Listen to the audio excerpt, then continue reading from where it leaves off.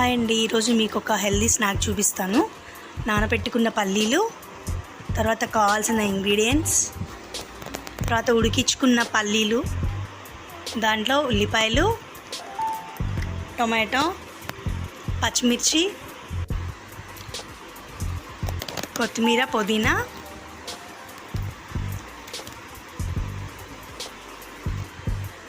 Salt, కారం, చాట్ మసాలా, కొంచెం నిమ్మకాయ యాడ్ చేసుకుందామండి. ఇది బాగా మిక్స్ చేసుకుందామండి. వీక్లీ వన్స్ పిల్లలకి పెట్టారంటే చాలా హెల్దీ స్నాక్ అండి ఇది.